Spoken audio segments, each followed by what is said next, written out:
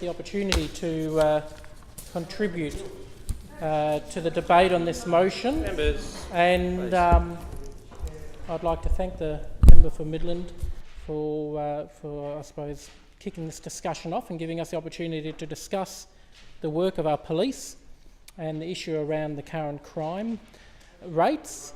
Member for Midland, you'll be perhaps surprised to know there's quite a few things that you mentioned in your speech that I actually agree with. There was plenty I don't agree with, but you'll be surprised. I think there is common ground in and around the need to tackle the causes of crime and have a multitude of different programs. But right from the outset, Mr. Acting Speaker, can I say that I don't want to pass up an opportunity. If we're going to be talking about the police, I just want to acknowledge how much I appreciate the fantastic efforts of the men and women of the Western Australian Police Force across the state, but obviously in particular in my neck of the woods in Joondalup.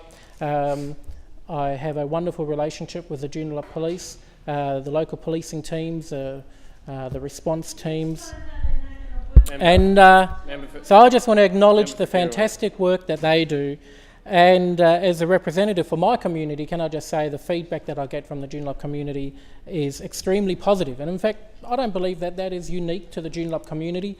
I'll be going through some of the KPIs in the moment, and I think you'll see that across the board, the majority of the West Australian public are extremely pleased with our police force. Today is really a culmination, if you like, of a discussion that's gone on, be it in the media and in this place, in and around crime rates. And we've heard that crime has apparently gone up in double-digit growth month on month compared to last year. I think it's fairly disingenuous when we compare the crime rate holistically, be it what's happened for the last 12, 15 months to the period directly before, number one, without looking at a longer-term trend, and number two, specifically if you want to use the incidence or the occurrence of crime as somehow a direct reflection of whether or not the police are doing their job correctly. I think it's just completely inappropriate. But to start off with the first point, in relation to when we hear that there has been an increase in the occurrence of crime, when we're comparing these current periods to the periods corresponding, what the opposition don't tell you is that if you look at a longer term trend, actually we're not in this epidemic of crime. The world is not coming to an end. When you hear comments, unfortunately, right towards the end of what was otherwise a fairly reasonable speech by the member for Midland, where now apparently we are finding ourselves in a completely hopeless situation. There is no hope left. We've reached rock bottom and we've started to dig. It's fairly diabolical and depressing information. But if you have a look, and the information that I've got here is directly from the annual report by the WA Police. There's a number of KPIs, and I will come back to some of the other KPIs later. But if you have a look at the first KPI that the West Australian Police measure themselves against, and that is the rate of offences against the person, excluding domestic violence, and I will come back to domestic violence because I think it's important that I do so. But rate of offences against a person, excluding domestic violence, per 100,000 people. Now, in 2014-15, we had 741.4 such occurrences, which is higher, slightly higher, than the year before. The year before we had 737.9. Not a big difference, but it is an increase. However, if you go back to the year prior to that, it was 780. The year prior to that, it was 812. And the year prior to that, so I'm back in 2010, 2011 now, it was 896. So if you look at a trend line, it's been trending down. The second KPI is the rate of offences against property per 100,000 people. Again, from 2010-11 to 2014-15. Now, 2014-15, we had 6,509 such offences against property, which is, admittedly, that's up. The year prior, it was 6,250. And these potentially could be the types of crimes that we've heard some examples of from the member of Midland. But the year prior, in 2012-13, it was 6,584. The year prior it was 6,729. And the year prior, in 2010, 2011, it was 6,613. So again, when you take that longer term view, you'd argue it's range trading. You know, it's in that range, it hasn't really changed. Between one year and the other, there's been a change. But over a longer period of time, that rate of crime is steady. Not forgetting that in this period of time, we're also having population growth every year. Every year the population has gone up. So that's why I say it's a little bit disingenuous when the opposition come in here and selectively look at a very narrow set of statistics from one period to another, ignoring the longer term trend and saying we have a crime epidemic, the world is coming to an end, our police aren't doing their job properly, and no matter how hard you try to say, oh, we're not really blaming the police, it's all the government's fault, we all know that that's ridiculous. You can't get away from the fact that ultimately you are attacking our police. It is not rubbish. Member for Mandurah. It is not rubbish. It is not rubbish. Sit down. I'm on my feet. Member, I'm on my feet. Member for Mandurah, call you to order for the first time.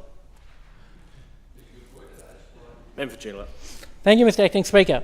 The other reason why just looking at the occurrence of crime is just a completely inappropriate measure of whether police are doing their job correctly is because we simply cannot, no matter how much you want to resource our police force, you cannot have a police member in every single person's backyard.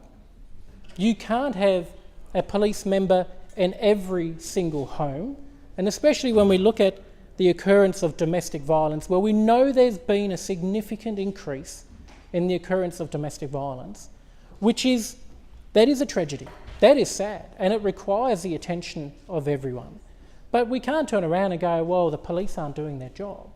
You can't have a police member in every single person's home. Now, once someone reports an act of domestic violence, at that moment it becomes a crime statistic. What we really ought to be looking at is what do the police do about it then? And I'll come back to that. So how are our police dealing with crime once it has occurred? By all means, if a police car is driving down the road and it happens to see someone do a burnout, of course they can intervene right then and there. In theory, that still becomes a crime statistics because a crime has already occurred. The difference is they've actually seen it occur and they can apprehend them right then and there. But unless you're going to have a police person in everyone's backyard trying to prevent someone from smashing the back window and stealing their TV, the reality is we need to come back to the realisation, what do we expect from our police? Now, the sources of crime was mentioned by the member for Midland, and the reality is crime is highly complex. It is a societal issue, and the member for Midland hinted at that, and those are the aspects of her speech that I did agree with. We can't simplistically look at crime. There's causes that are related to social disadvantage, there's sources that are related to drug abuse, there's sources related to a lack of education. There's a broad range of reasons why we have crime in our society.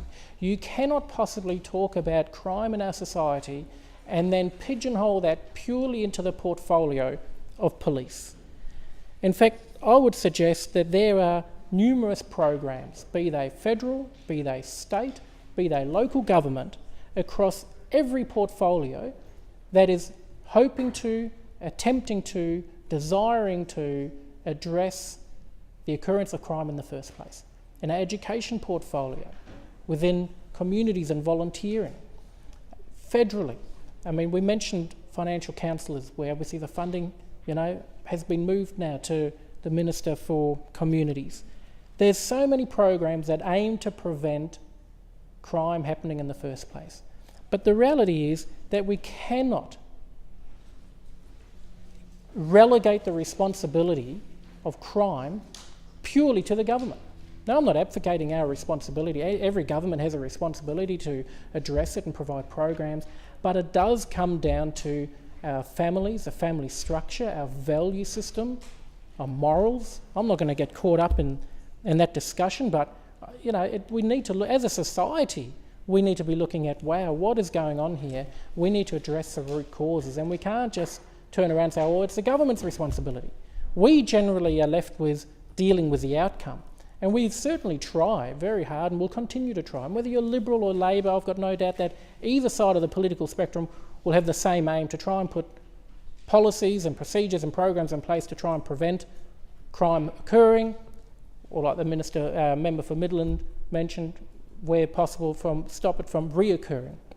But we can't advocate it completely. At the end of the day, as a society, we have a responsibility at the base unit, which is a family unit. We have a responsibility to look at what we are teaching our children. Now, for the sake of the Joondalup constituents that might read this or be following this, I think, given that we are talking about crime statistics, it is important that I do actually look at some of the crime statistics in Joondalup. And there are some that have gone up, domestic violence being a key one. But again, remember, the backdrop around this discussion is that apparently the world is ending, there's a crime epidemic, the wheels have fallen off the police bus, and all hope is lost. The reality is it's just not the case. If you have a look, and this is for Joondalup, homicide in Joondalup. And now, before anyone accuses homicide of Joondalup of being a leafy green suburb, it is a wonderful area, but it's certainly not inner western, Peppermint Grove we're talking about here. It's a aspiring middle-class area of the Perth metropolitan area. The last time that we had a homicide was in 2007-2008. We had 2 homicides in that year, and we haven't had any homicides since. Thank God. Recent sexual assaults are currently down between 2005 to 2014-15, so over that period, recent sexual assaults are down 25%. Fantastic. You'd want it down to 0, obviously to 100% reduction, but a 25% reduction. Non-domestic assaults. So we heard some examples earlier. Someone goes out to a nightclub for a night out and they get bashed, or they get beaten up on the road, or they get sat upon. This is non-domestic assault. A reduction of 26.7%. Robbery, non-business. So this is your home. Someone comes and steals your television. An 85% reduction over that period. In total, for total offences against, this is between 2005 and 2006 to 2014, 2015. So basically a 10-year period. 85% reduction. So again, this is not a 2-year little snapshot where we just happen to have had a lucky year. This is a long trend line. The total offences against the person in that period has seen a 17.4% reduction. Now, I did mention earlier that there have been some increases. Now, domestic assault, for example, in that same period has seen an increase of 104.3%. And I would imagine that as we hear from other people who represent their electorates, that we may, unfortunately, hear a similar trend. And that is a travesty. We know that that ought not to be the case. And we know that we've had some very significant and well-known Australians who over the last couple of years have been able to, quite rightly so, highlight appropriately the importance to tackle domestic violence. And a starting point, but certainly not the finishing point, is for us to all acknowledge that we cannot tolerate domestic violence. So it could well be, and I don't know, but it could well be that over the years women have felt more willing or safe or appropriate to report it. I don't know. Maybe the support mechanisms are in place where they are more willing to come forward. And if that's the case, I wish domestic violence wasn't occurring in the first place. But I tell you what, I'd rather have it be reported and dealt with than occurring and suffering in silence. Now, obviously, by reporting it necessitates it becoming a statistic. But I tell you what, if that's the outcome, I'll cop that increase. I'd rather that domestic violence wasn't happening, I truly do. But I can't have a police officer in everyone's home. We don't want that. We don't want to live in a police state. And let's be honest, that's likely where it happens, but hence why we call it domestic violence. So we do need to look at continuing to support other programs and shelters and all these sort of things that can help women deal, and men, but let's be honest, it's predominantly the women that are impacted by this. We need to help them get through that. And we need to make sure that our police are then able to respond to and deal with domestic violence instances. Now that brings me back to some of the things that I mentioned before. What do we really want to expect, or what should we expect from our police? See, if you ask me, how do I judge the police? I don't think it's appropriate that we look at, what's the crime in this particular category this year versus last year. That's the reflection of our society. That's a reflection of where we might be at in relation to a problem with ICE. It could be a reflection of the reality that there are economic headwinds that we're facing, which might have made a few more people more desperate. That's not a reflection of whether our police are doing their job or not. What I think of is that, hey, if I am being assaulted or something terrible is happening or law is being broken, that if I ring the police, that they respond in an appropriate time period based on the category of offence that it is. Obviously, we've got category 1, we've got category 2, we've got category 3, so it depends on what's happening.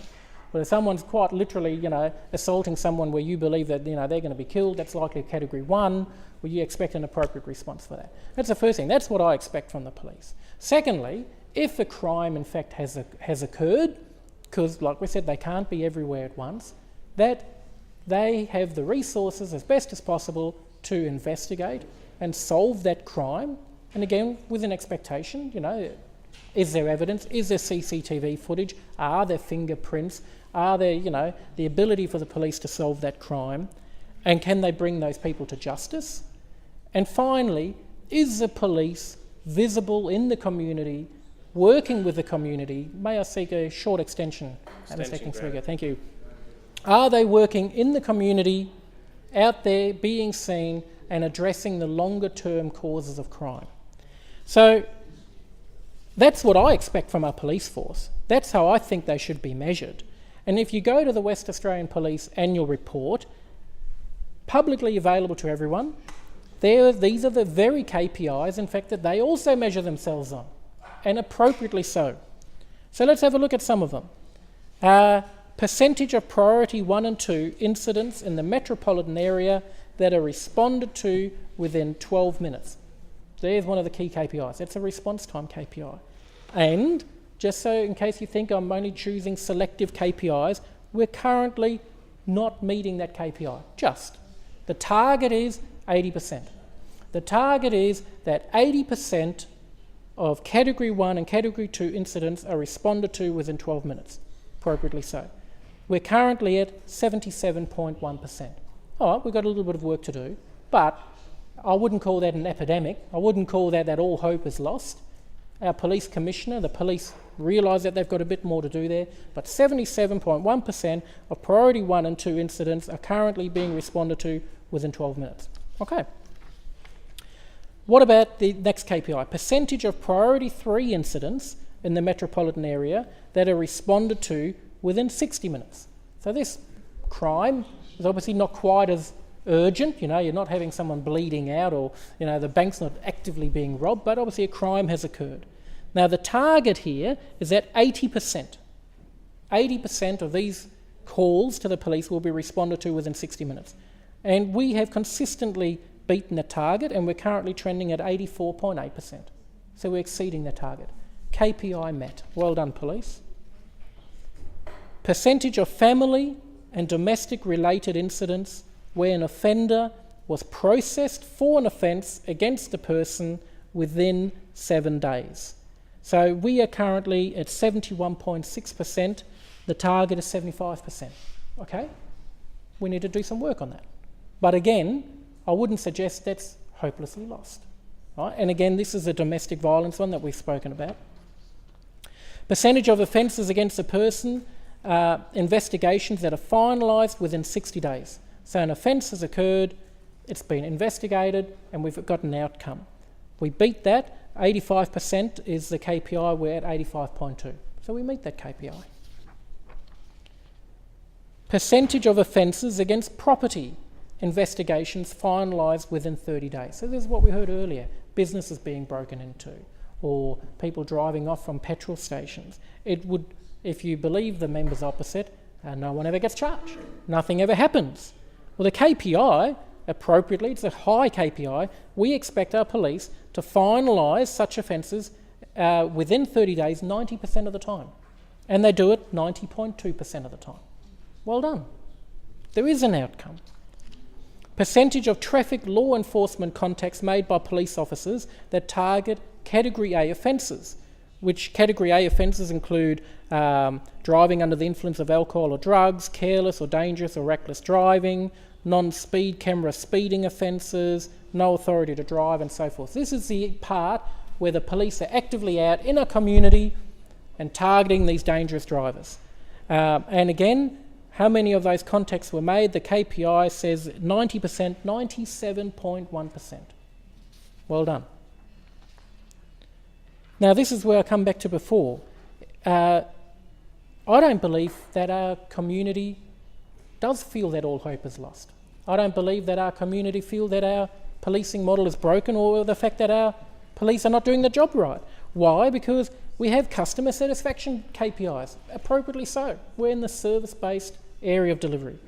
So the percentage of the community who were satisfied or very satisfied with the service received during their most recent contact with police, a KPI is 82%. In other words, we want 82% of people who have any contact with the police to be either satisfied or very satisfied. And we come in at 82%. We meet that KPI.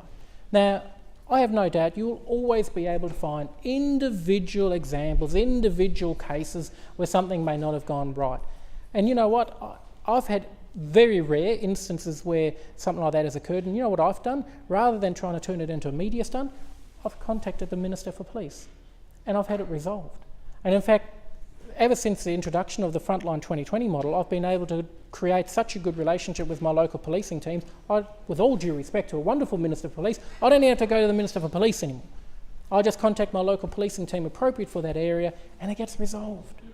But you will be able to find individual instances, but the bottom line is 82% of people who asked, are you either satisfied or very satisfied with the police, they said yes. Then the final KPI I want to share is the percentage of the community who agreed or strongly agreed that they have confidence in our police. This is probably the most important one. This is a measure, actually, of whether this government is succeeding, whether our police are succeeding. This is a community telling us, do we have confidence in our police? And 87.7%, the KPI is 85% by the way, but 87.7% of the people have said, yes, we do. So then that was one area. And like I said, the other area is those KPIs address the public confidence and also the ability for the police to respond. So crime has occurred. We wish it hadn't, but it's occurred. It's a societal issue. These KPIs show that more often than not, the police meet or exceed their KPIs in responding. What about solving the crime once they get there? And again, you can pick out some individual categories and you can come in here and say, the clearance rate for this category is this, or the sanction rate is this. But let's have a look. And anecdotally, I knew even before I got these statistics, I knew these statistics would be very high. And the reason being is you just need to listen to the radio as you do when you're coming for the long drive from Joondalup to Parliament, when unfortunately you hear about someone having been bashed by people who were hooning, the guy that intervened and he got bashed around the head. And the next day when I drive to work, they say, people have been arrested for that. Or you hear about, the unfortunate instance of people either getting stabbed or whatnot, and within a day or two you hear someone's been arrested for that. Right? The police can't be in every street when it happens, but I tell you what, when it happens, they're pretty damn good at getting the people responsible. And if you have a look at some of the statistics, for the statistics of 15-16 or up to December last year, the clearance rate or the solving rate for homicide, 92%. Here's a tip for you, don't go around killing people, because 92% of the time, at the current rate, will get you. What about recent sexual assaults? up to December 15 last year. A disgusting crime, hence why we brought in tough mandatory sentencing for home invaders. But what are police doing? They're solving or clearing or arresting or passing on to the prosecutors 117.1% of offenders. In other words, we're actually dealing with all of the current crime and solving old crime. 117%. Historical sexual assaults, 114%. We're working the caseload down. Business robbery. Now, this is one where we have heard examples. This happened and they stole this and they stole that. 63% clearance rate. Oh, it's not 100%. But remember, you're not always going to have CCTV. It doesn't always happen during daylight where someone can tackle them. You know, someone can break in at night. They might not leave fingerprints. I wish they caught every single one of them, but they don't. But 63%. Certainly better than what you would have believe if you listen to the opposition, which they'd have you believe no one ever gets put to justice. And the statistics for the previous full year were equally impressive. So I look at that and I go, you know what? My community is proud of our police. The police force are responding to crime as best they can and generally exceeding their KPIs. When a crime does occur, they're solving the crime and putting people into the justice system.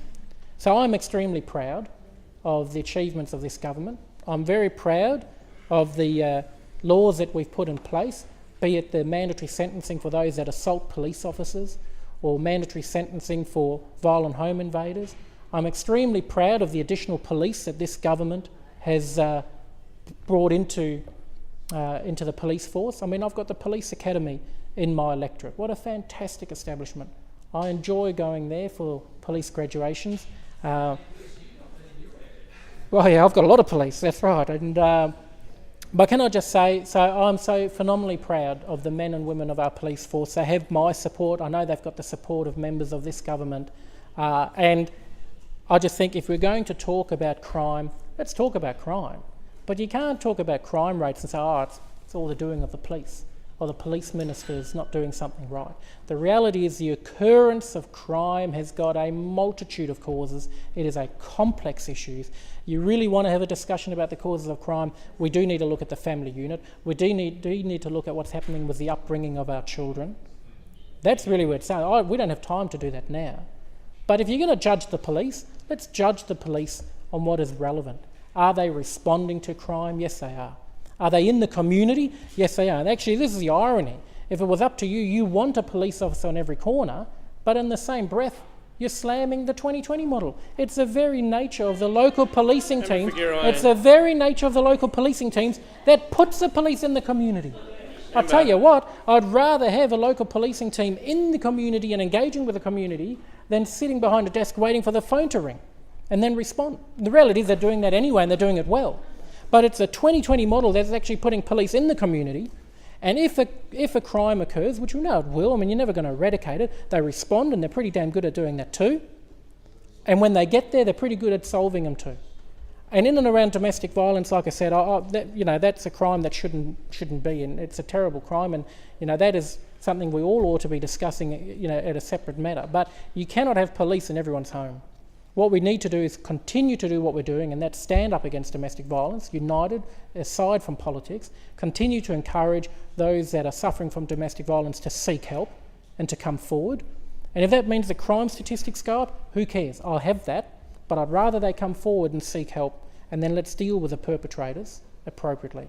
So I'd like to thank members for allowing me to share those thoughts and to put a bit of a spotlight on what I believe the reality is out there. Can things be done better? Of course, they always can. We should never become complacent.